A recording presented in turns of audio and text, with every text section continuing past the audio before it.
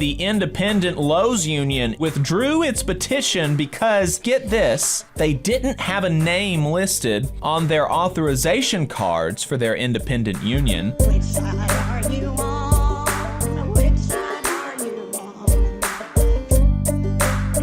Last week in Southern Labor, we do that segment mostly every week. And in that segment, we tell you what happened in the labor movement in the South. We pull the information from Jonah Furman's newsletter, Who Gets the Bird?, which compiles all this information for the entire United States. So if you want to see what's going on outside of the South, then subscribe to his newsletter. That is whogetsthebird.substack.com. And with that, let's jump into new organizing for the week of December 11th to the 18th. He took a week off after the 18th, and we took the week off of, subsequent to that. So this is about 2 weeks old, but nevertheless, in new organizing, we had 150 workers for industrial contractor Brown and Root out of Baton Rouge, Louisiana, who were organizing with the United Steelworkers Union. 34 building engineers and maintenance staff at George Washington University in D.C. are unionizing with Operating Engineers Local 99. 25 workers for defense contractor Amentum at the Naval Air Station in New Orleans are joining IUE-CWA. For Jacobin, Cody Melcher wrote about the Unite Here union drive at the New Orleans Loyola University. So definitely check that out. It's also goes into some broader themes about unionism at Catholic institutions more broadly. Elsewhere in the same city, the independent Lowe's union in New Orleans withdrew its petition because, get this, they didn't have a name listed on their authorization cards for their independent union, which had not been named at the time they began collecting authorization cards, which the NLRB had previously told them was fine, but they then backtracked after pressure from Lowe's and said that even though they had 45% of the bargaining unit had signed cards, that they're going to have to start the process over again. That's a bummer. Yes, just a really, really big bummer. In wins and losses, 12 fire captains at the Oak Ridge National Lab in Oak Ridge, Tennessee, voted 11-1 to join the International Association of Firefighters, Local I-101. 8 workers for Heritage Fire Protection in Ashland, Kentucky deadlocked 1-1, thus not joining UA Local 669.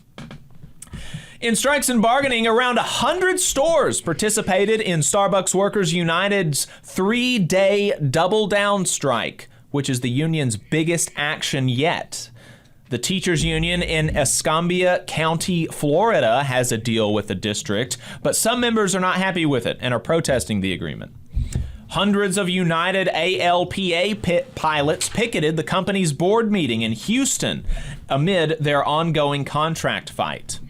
Elsewhere in airline labor, 8,300 customer service workers with the Machinists at Southwest ratified a new deal after having voted down a previous proposal.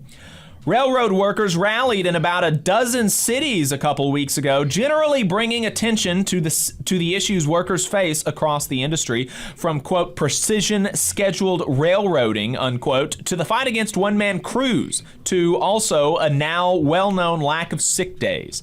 It comes amid a push for executive action on granting rail workers paid sick days.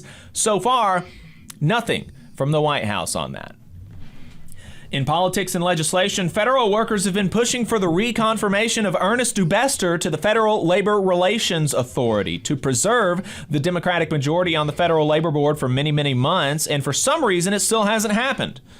You can add this to the list of pro-labor partisan no-brainers, like funding the NLRB, that for some reason don't seem to be a priority for the Democratic leaders. In internal union politics, Eddie Hall, a working railroad engineer, has won the presidency of the Brotherhood of Locomotive Engineers and Trainmen, which is an affiliate of the Teamsters Union, ousting 12-year incumbent Dennis Pierce to lead the second largest freight rail union. On Friday, Dennis Pierce released a statement that an internal board found election violations, that require the vote to be rerun, but also announced that he would not be seeking re-election. So Eddie Hall does win the presidency, but technically only because Dennis Pierce retires. Yeah, okay. Well, I think it's interesting that a outsider won this union election immediately in the aftermath of this major contract battle with the rails. So, who knows what that could lead. As the UFCW internal fight rams up before their 2023 convention this spring, the International's organizing director, Todd Crosby, resigned in protest and has joined the staff of UFCW Local 3000, which is the most vocal local in calling for change in the union. That's a very big deal as well. You just saw a clip from the Valley Labor Report. We are live every Saturday morning from 9:30 a.m. till 12:30 p.m. And we pride ourselves on keeping all of our content free to everybody so that we can talk to as many working folks as possible. If you support the work that we're doing, you think that it's important, you think that it's good, then consider making a monthly contribution to the project, and you can do that on our website, tvlr.fm.